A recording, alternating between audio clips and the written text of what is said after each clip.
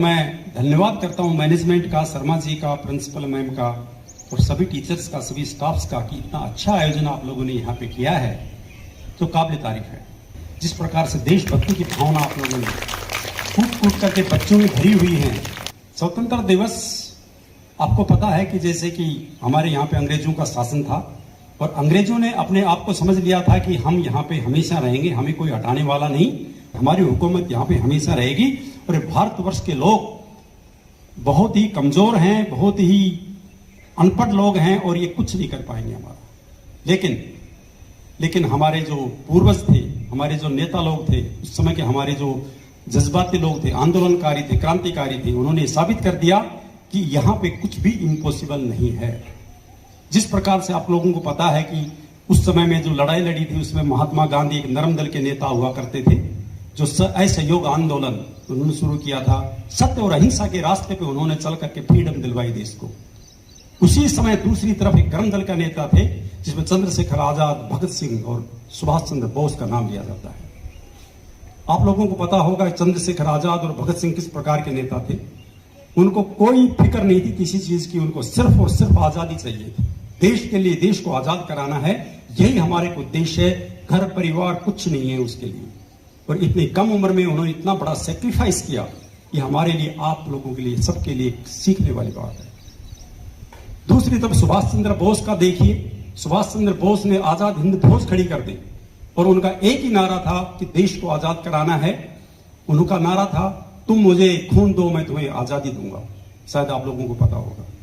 उनको सिर्फ खून चाहिए था, खून मतलब लोग चाहिए उनको। आजाद हिंद फौज इतनी बड़ी फोर्स थी और इतनी डिसिप्लिन फोर्स थी कि उनको उस फौज से देश को ही आजाद कराने की तरफ उन्होंने नहीं, बाकी दूसरे कामों में भी दूसरे देश थे उनको भी सहयोग दिया उसके अंदर। सुभाष चंद्र बोस का नाम इतिहास में हमेशा लिखा गया स्वर्ण अक्षरों में।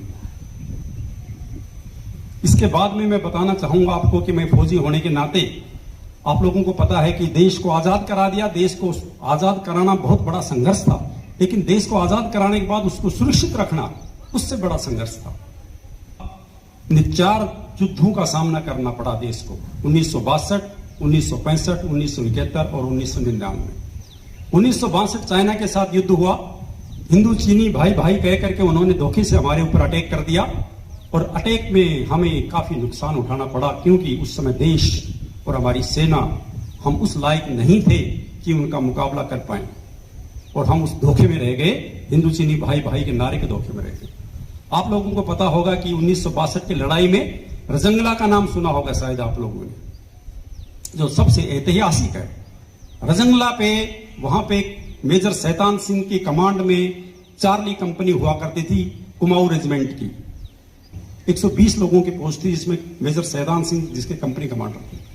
और भारी सेना में वहां भारी सैनिक वहां पे आ रहे हैं और ये सूचना हमें हमारे जवानों को मिल चुकी थी और हमारी नीचे से हेडक्वार्टर से, हमारे बटालियन हेडक्वार्टर से, ड्यू हेडक्वार्टर से भी उनको आदेश मिल गया था। उनको छूट दे दी गई थी कि आप वापस आ सकते हो, क्योंकि इतनी भारी सेना चाइना की है, आप उसका मुकाबला नहीं कर पाओगे। लेकिन सोचिए उन जवानों का क्या जवाब था। उन्होंने कहा मेजर शैतान सिंह को, सर हम यहीं मर जाएंगे, यहीं मिट जाएंगे, लेकिन हम यहां से हटेंगे नहीं। ये सबक थे उन लोगों के जो चार्ली कंपनी के नौजवान थे। और मुझे खुशी हो रही है कि वो लोग ज्यादातर अहिर कम्युनिटी से थे और रेवाड़ी साइड के इलाके के लोग थे ज्यादातर। उनमें से 114 लोग वहीं पे शहीद हो गए। भारी भरकम उनके साथ में जब तक गोला बारूद अम्निशन था तब तक उनके साथ में लड़ाई लड़ी। और जब वो भी खत्म होगा तब बट से, जो बंदूक की बट होती है, उससे लड़ाई लड़ी गई। लेकिन लास्ट में 114 जवान वहीं पे शहीद हो गए, जिसमें मेजर शैतान सिंह भी शहीद हो गए और बाद में उनको परमवीर चक्र से नवाजा गया। 120 में से 114 जवान शहीद होना कितनी बड़ी बात है, लेकिन उन्होंने अपना स्थान नहीं छोड़ा। यह है देशभक्ति, यह है साहस, यह है हिम्मत। इसको बोलते हैं कि अपने आप को सब कुछ न्यौछावर कर देना देश के। उसके बाद में लड़ाई होती है 71 की। 71 की लड़ाई के अंदर आपको पता है कि पाकिस्तान के हमने 2 टुकड़े किए, उसको कमजोर किया और 95,000 लोगों को बंदी बना करके उनको सरेंडर करवा करके फिर अपनी शर्तों पर उनको रिहा भी किया। फिर आते हैं हम लोग 99 में कारगिल का वार। आप लोगों को शायद याद होगा कारगिल में क्या हुआ था। कारगिल युद्ध के नाम से प्रसिद्ध है 1999 का वार। वो भी ऐसे ही हुआ। पाकिस्तान के साथ तत्कालीन प्रधानमंत्री हमारे अटल बिहारी वाजपेयी चाहते थे कि पाकिस्तान जो हमारा पड़ोसी है उसके साथ में दोस्ती का समझौता किया जाए, और दोस्ती का हाथ बढ़ाने के लिए प्रधानमंत्री अटल बिहारी वाजपेयी यहां से एक बस में, सद्भावना बस में पाकिस्तान गए थे लाहौर। उन्होंने कहा था कि हम मैत्री का हाथ बढ़ाने के लिए आए हैं। लेकिन हुआ क्या, आफ्टर सम टाइम जब हमारी फौजें भयंकर सर्दी, जब ठिठुरती सर्दी, भयंकर सर्दी जो जनवरी और दिसंबर में जो सर्दी पड़ती है, तो ऊंची पहाड़ों पर जहां पे हमारी सेनाओं ने अपने बंकर्स बना रखे थे, वहां से कुछ दिन के लिए नीचे आ जाते, घुसपैठिए थे, उन्होंने वहां पे बंकर्स बना लिए और हमारी जो पहाड़ियां थी, हमारी जो चोटियां थी, उन पे उन्होंने कब्जा कर लिया। कैप्टन सौरभ कालिया की अध्यक्षता में 5 सैनिकों की टुकड़ी भेजी गई कि जाके पता लगाओ कि वास्तव में है क्या। कैप्टन सौरभ कालिया जब वहां गए, 15 दिन 20 दिन उनको जेल में डाल करके उनको कड़ी यातनाएं दी गई। लेकिन कैप्टन सौरभ कालिया ने भारत की एक भी इंफॉर्मेशन वहां पे शेयर नहीं की, एक भी सिंगल इंफॉर्मेशन शेयर नहीं की। कहा मैं मर जाऊंगा लेकिन मैं कुछ भी इंफॉर्मेशन आपको नहीं बताऊंगा। ये थे कैप्टन सौरभ कालिया। उसके बाद में जब लड़ाई होती है तो टाइगर हिल एक ऐसी पहाड़ी थी जिसके ऊपर दुश्मन बैठा हुआ था चोटी में। टाइगर हिल के अटैक में ब्रिगेडियर योगेंद्र यादव बाद में ऑर्डिनरी कैप्टन से रिटायर हुए, उनको परमवीर चक्र मिला और उनको 16 गोलियां लगी। लेकिन 16 गोलियां लगने के बावजूद भी पाकिस्तानी सैनिकों को उन्होंने मारा। जरा सोचिए 16 गोली कितने, 16 गोलियां राउंड्स बॉडी के अंदर चले गए, फिर भी वो जिंदा है और भारत की तरफ से लड़ रहा है। एक नाम आता है कैप्टन विक्रम बत्रा, आपने नाम सुना होगा। ये दिल मांगे मोर, ये पेप्सी वाला दिल मांगे मोर नहीं है।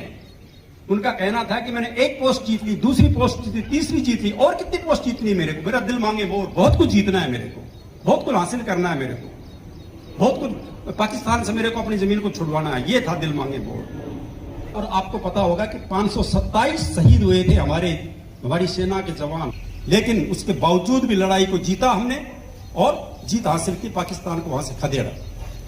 मैं आप लोगों को, यूथ को, किशोरों को, बच्चों को एक संदेश भी देना चाहूंगा कि इस जमाने में जो आप लोगों को जो अपॉर्चुनिटीज मिली है उनका फायदा उठाइए। समय है जो आपका, उसको खराब मत कीजिए। सोशल मीडिया को बिल्कुल अवॉइड कीजिए और अपना जो समय है उसको फिजिकल में लगाइए, कुछ सीखने में लगाइए, अपनी स्किल को डेवलप करने में लगाइए। दूसरा मेरा मानना है कि भारतीय संस्कृति और भारतीय सभ्यता को आप लोगों को मेंटेन रखना है। हमारे पास बहुत ज्ञान है।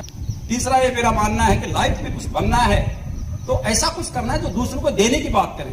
हम रोजगार लेने की बात ना करें, हम नौकरी पाने की बात ना करें, हम किसी से लेने की इच्छा ना रखें। आप लोग अपना व्यवसाय शुरू कर सकते हैं, बड़े होकर के आपके अंदर स्किल डेवलपमेंट कर सकते हैं, आप लोग पढ़ लिख करके बहुत कुछ कर सकते हैं। और फिर आप लोगों को मैं एक बार दोबारा से आपको स्वतंत्रता दिवस की शुभकामनाएं देता हूं और ईश्वर से प्रार्थना करता हूं कि हमारा देश इसी प्रकार से तरक्की करता रहे, आगे बढ़ता रहे और आप लोग सब खुश रहे। बहुत बहुत धन्यवाद। जय हिंद, जय Bharat. Thank you very much.